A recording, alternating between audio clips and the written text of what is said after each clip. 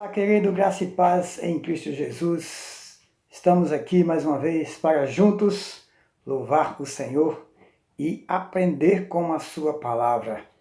Lembrando que um dia o Senhor Jesus virá nos buscar e nós estaremos para sempre junto a Ele, livre deste mundo, livre do pecado, livre de toda maldade, livre de tristeza, livre de enfermidade, livre de tudo que é ruim. Isso é o que nos motiva a continuar vivendo e anunciando Jesus para aqueles que ainda não conhecem. Vamos louvar esse nome precioso, que é o nome de Jesus, que é digno de toda honra e de toda glória, que um dia deixou a sua glória e veio a este mundo para morrer por mim e por você. Por isso vamos cantar o nome dele. Porque ele vive, posso crer no amanhã, porque ele vive. Temor não há, mas eu bem sei, eu sei.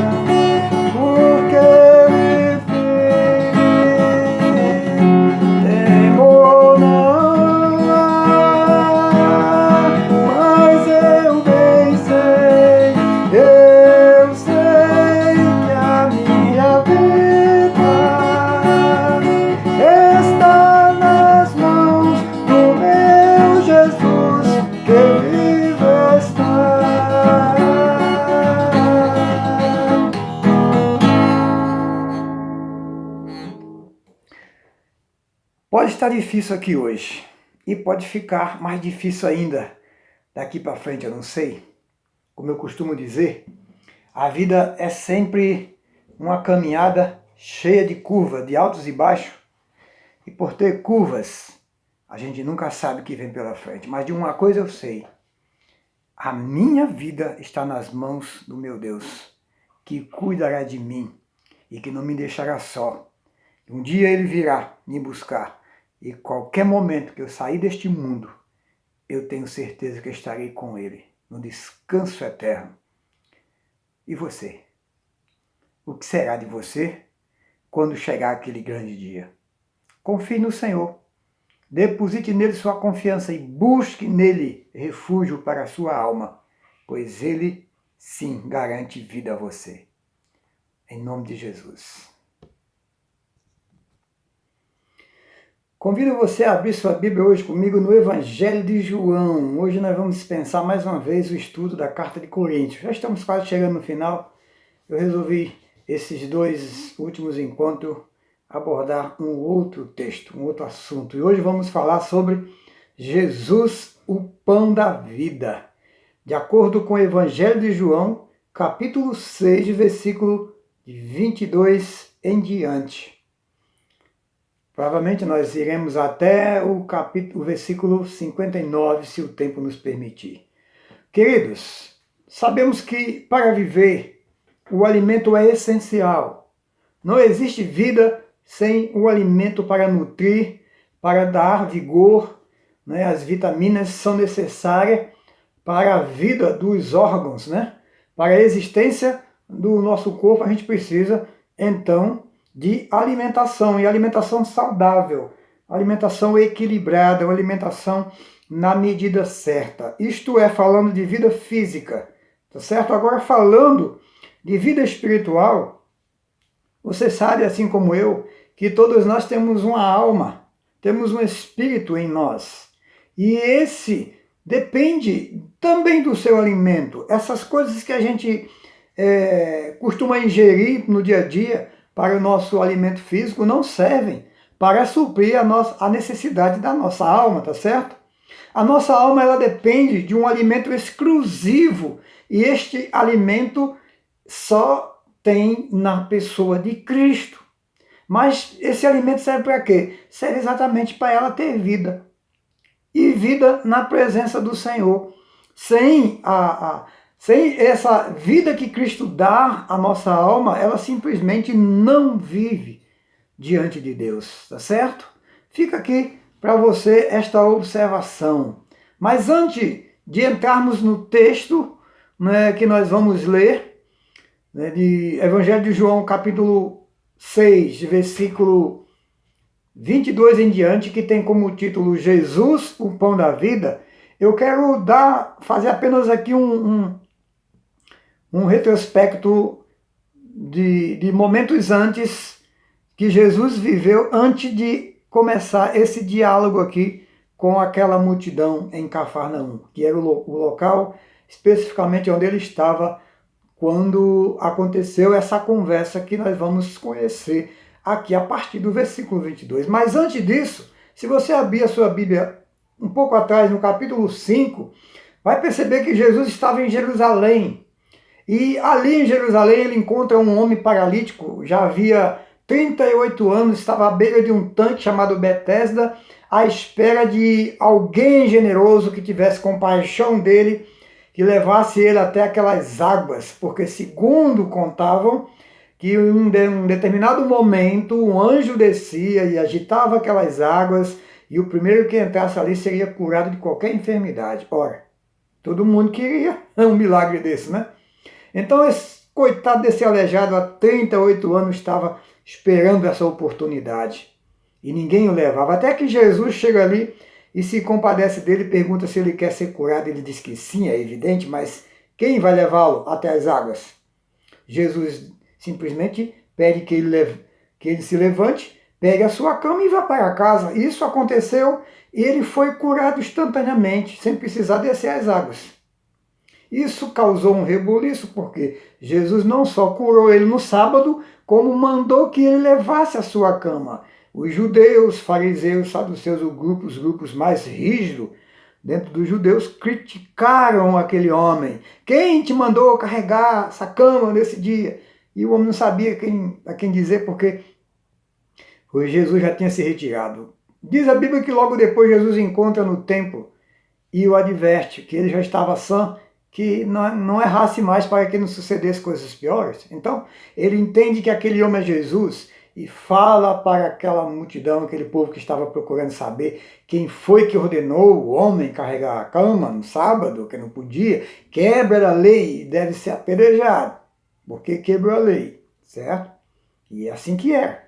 Mas Jesus, ele é o Senhor da lei, ele pode fazer e desfazer quando ele bem quiser. Então, aquele homem, então, ciente de que tinha sido Jesus, foi e contou a esses outros homens aí, as autoridades, que passaram então a perseguir Jesus. Então Jesus abre aí uma discussão com eles, no bom sentido falando, na expectativa de que eles entendessem quem era Jesus e qual era a sua missão aqui na Terra. Durante todo o capítulo 5 a gente vai ver isso aí, tá certo? E aí, no início do capítulo 6, diz que Jesus partiu dali e foi para o outro lado do mar da Galileia, num lugar próximo ali da cidade de Tiberíades, povoado, cidade pequena.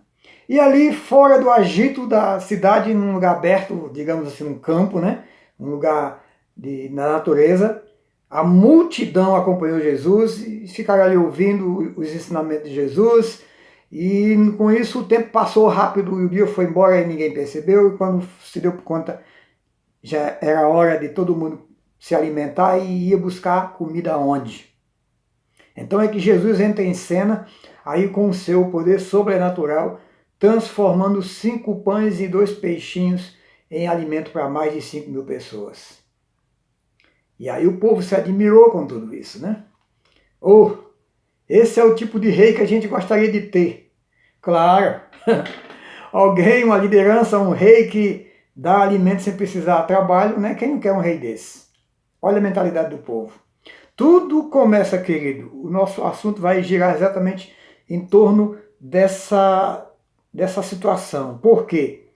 Porque diante dessa situação, depois de passar toda essa maratona aí de acontecimentos, Jesus despede aquele povo, depois de todos se alimentarem e satisfazerem, né, suas necessidades. Jesus despede aquele povo, pede que os discípulos vá à frente, e enquanto ele vai num lugar só orar com Deus. E a Bíblia diz que quando ele desce, já era de noite. Mateus é mais detalhista nessa parte. No capítulo 14 de Mateus, você vai ver isso lá. Mateus é mais detalhista do que João aqui. E a Bíblia diz que já às horas da noite os discípulos pegam vento no mar e o vento sopra contrário e eles remam e não saem do lugar. E quando de repente, no silêncio da noite, lá vem Jesus, ou melhor, lá vem alguém andando sobre as águas. Peraí, né? O povo tinha medo de fantasma, até porque existia essa lenda de que as pessoas que morriam no mar apareciam de noite nesses momentos e quem sabe até desacreditavam, não posso afirmar isso, que o vento causado fosse por conta dessas coisas, a tempestade. E de repente eles veem alguém andando sobre o mar e eles ficam apavorados. Jesus diz para que eles se acalmem, porque era ele. Então eles recebem Jesus no barco e tudo fica bem. E no dia seguinte, já depois de ter chegado ao destino deles, evidentemente, no dia seguinte, aquela multidão que procurava Jesus chegaram e não encontrando, pegaram um barco e também foram atrás de Jesus. Aí, a partir daqui a gente vai ler um pouco o texto. Vamos lá. No dia seguinte, a multidão que ficara do outro lado do mar percebeu que havia ali apenas um barquinho e que Jesus não seguia nele com seus discípulos, mas estes haviam partido sozinhos. Contudo, outros barquinhos haviam chegado de Tiberíades, perto do lugar onde comeram o pão, depois de o Senhor ter dado graças. Ao ver que nem Jesus nem seus discípulos estavam ali, a multidão entrou também nos barquinhos e foi para Cafarnaum em busca de Jesus.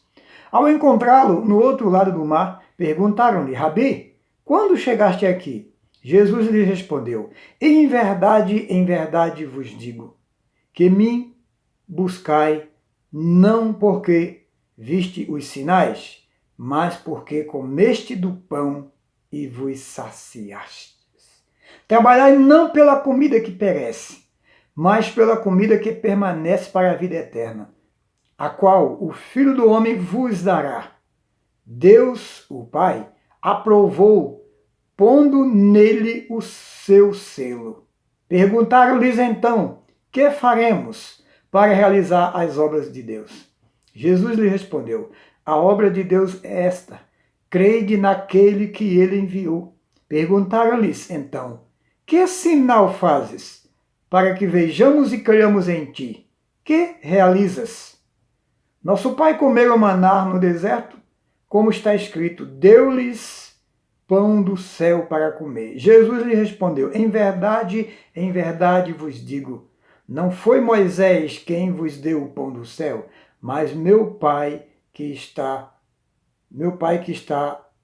ou melhor, quem dá o verdadeiro pão do céu.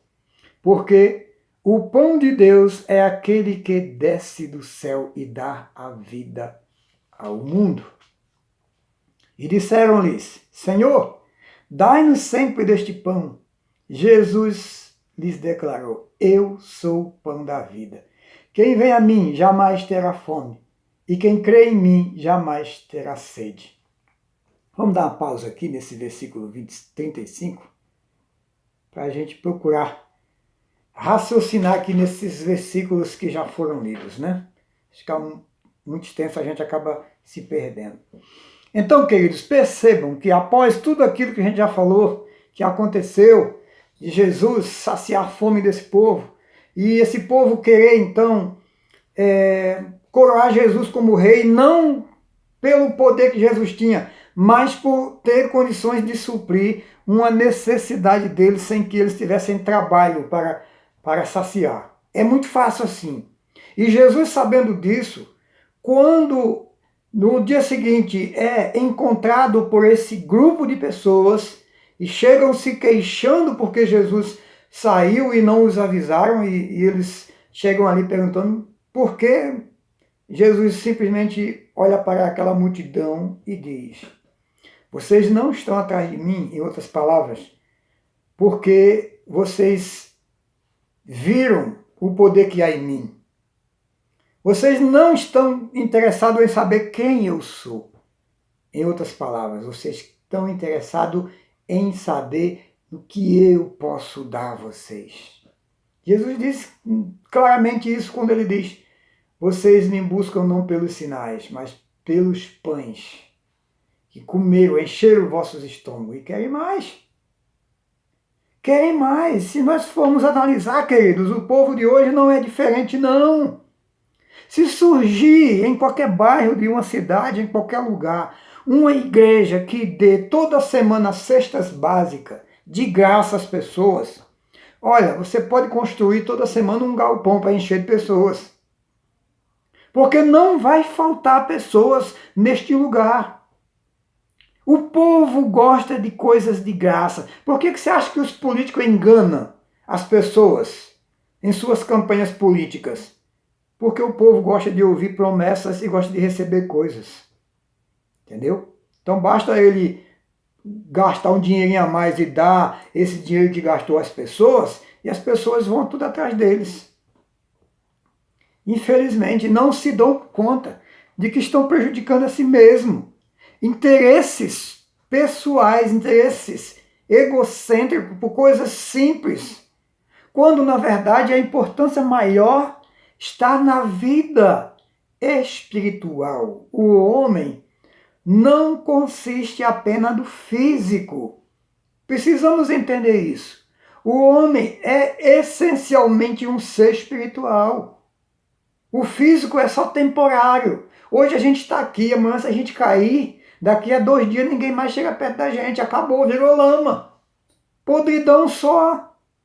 Então a realidade, a essência nossa, a essência humana está no espiritual e não no físico. E nós não temos a mesma pretensão, não temos a mesma dedicação de alimentar esse espírito assim como nós temos de alimentar o nosso físico. Infelizmente. E muitas das vezes nossa vida gira em torno apenas de satisfazer, de atender às demandas das nossas necessidades físicas. Enquanto a nossa vida espiritual, muitas das vezes, nós esquecemos. Nós não investimos quase nada nessa vida. Não lemos a palavra de Deus, não oramos, não participamos das atividades que a igreja oferece e ficamos simplesmente voltados apenas para este mundo terreno, material. Por ocasião da vida de Jesus aqui na terra, lá no capítulo, eu não lembro agora qual o capítulo onde Jesus vai à casa de Lázaro, sei que é no Evangelho de João, e a Bíblia diz que Maria estava aos pés de Jesus, ouvindo as palavras, enquanto Marta estava agitada, fazendo as coisas, cuidando do almoço, e reclama de Jesus porque não ordena que Maria vá ajudá-la, e Jesus diz: Marta, Marta, você está muito preocupada e ansiosa com muitas coisas. No entanto, uma só é importante. E Maria escolheu a melhor parte, não lhe será tirada. Jesus não quis dizer com isso que Marta tinha que largar as coisas de casa para fazer, a comida para fazer, para ficar só ouvindo ele, não. Mas Jesus disse isso para que Maria e Marta e todos nós entendêssemos que a prioridade na nossa vida está em ouvir o que Deus tem para nós. Depois a gente faz as outras coisas. Mas a gente faz o que hoje? O contrário. A gente coloca todos os nossos afazeres na frente, tudo aquilo que nós achamos que é importante e interessante para o dia a dia, para as nossas vidas, para atender às necessidades básicas, físicas, materiais, mas relaxamos, infelizmente relaxamos na vida espiritual. E aí fica fácil da gente não entender nada do que está acontecendo conosco. Fica fácil da gente não entender nada do que Deus quer para a gente. Fica fácil da gente não entender os propósitos de Deus, porque não temos vida nele.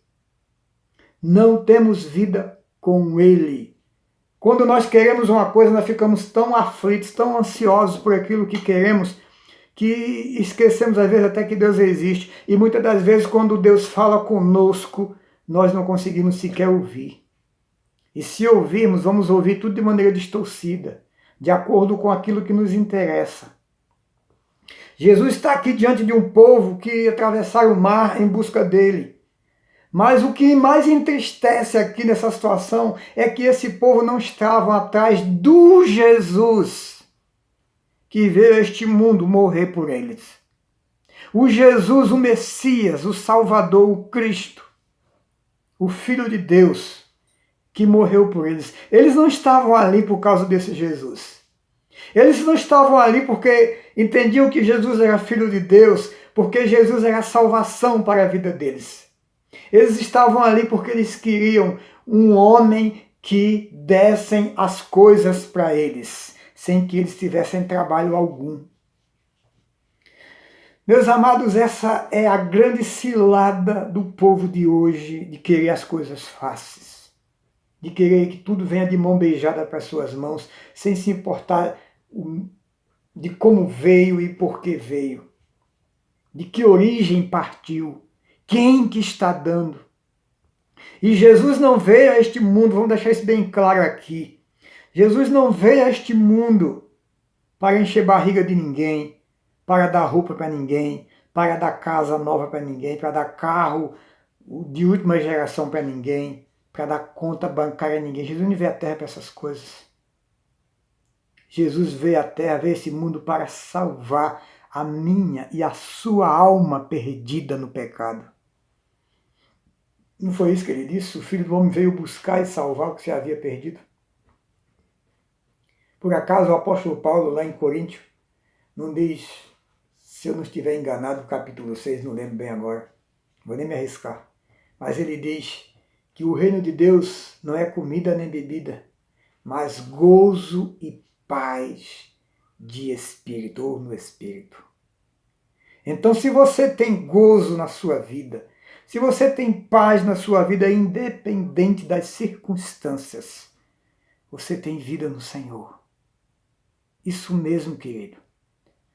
Diferente de que se você tiver uma fortuna, se você tiver todo tipo de riqueza que alguém possa ter, mas não tem paz no seu coração, não tem gozo na vida, você não consegue deitar, descansar, dormir o seu sono tranquilo, você pode ter certeza, está faltando o mais importante na sua vida, Cristo, Deus.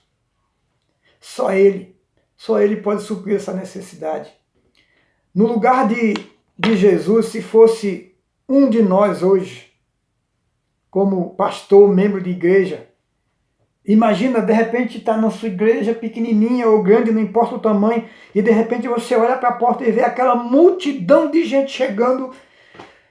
Imagina o que você ia fazer. Você ia pular, você ia vibrar, você ia cantar, você ia dizer glória a Deus. Você ia mandar alguém embora?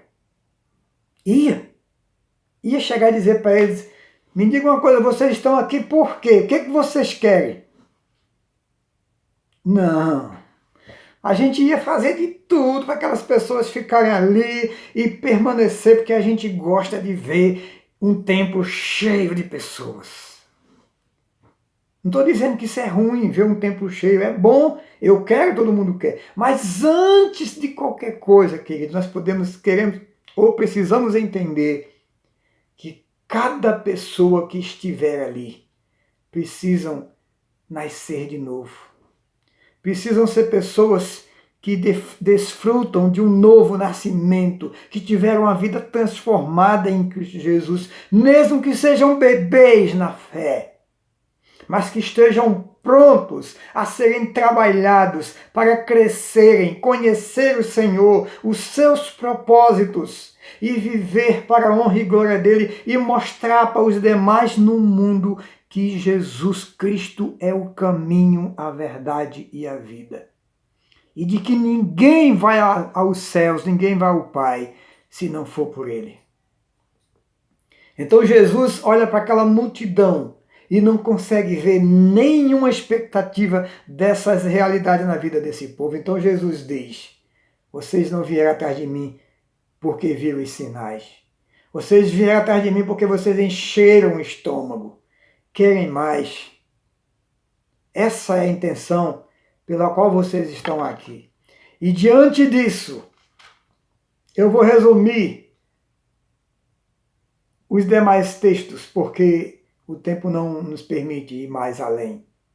Jesus então começa a esclarecer para este povo de que ele é o pão verdadeiro, o pão da vida, o pão que saciava a fome, a real fome que eles precisavam.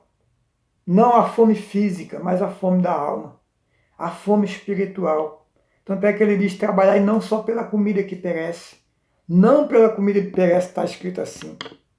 Mas seria mais apropriado quem escreveu ter colocado, trabalhar e não só pela comida que perece, mas principalmente pela que te dá vida eterna. E o que vai te dar vida eterna não é um pedaço de filé mignon, não é um pedaço de picanha, não é um banquete da melhor comida, do melhor cardápio que você possa ter. O que vai dar vida eterna é você ter Jesus em seu coração. E não é comer ele. Jesus diz, eu sou o pão da vida, quem comer desse pão terá vida eterna. Não é que a gente vai ter que comer Jesus, até porque Jesus, ele voltou para o céu.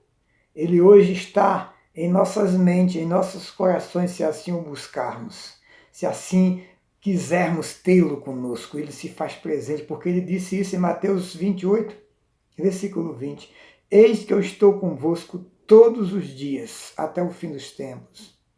Então, esse pão que desceu do céu para ser entregue aos homens, à morte, para o resgate dos homens, este pão é Jesus Cristo e só Ele pode saciar a fome da alma humana.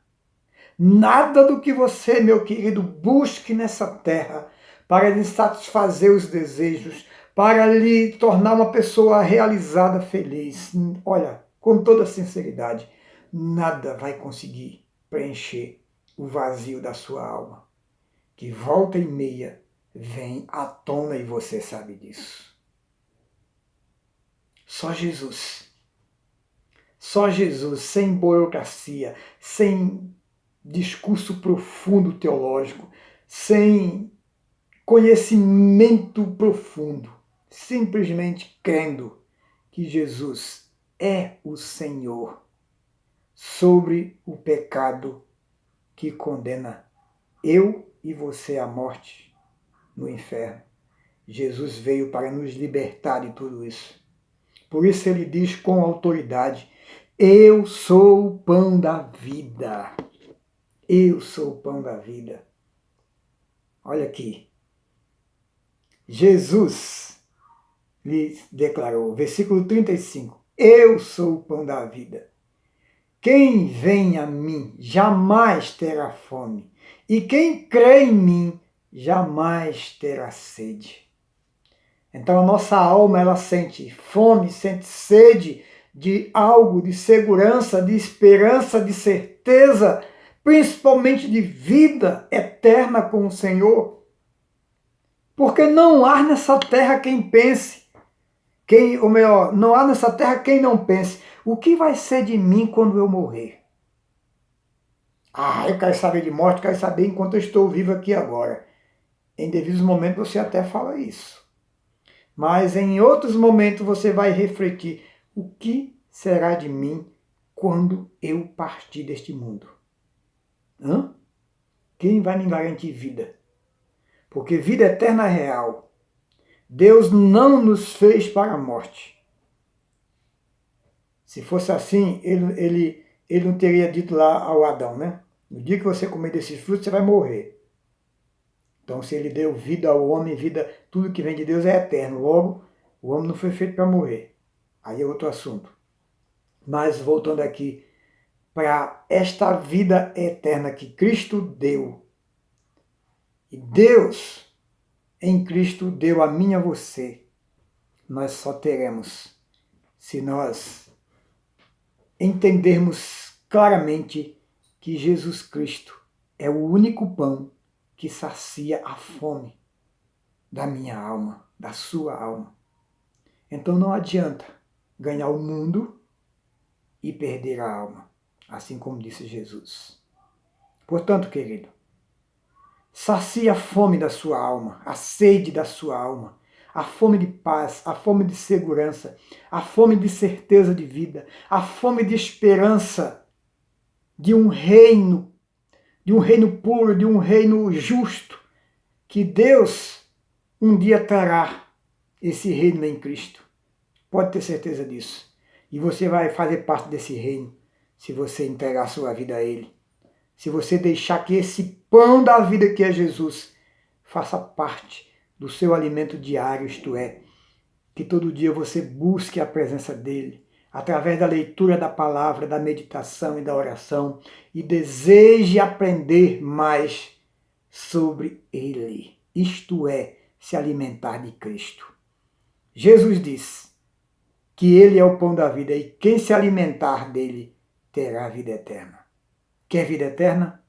Então, busque Jesus para cada momento da sua vida sempre. Amém? Que Deus te abençoe em nome de Jesus. Até a próxima.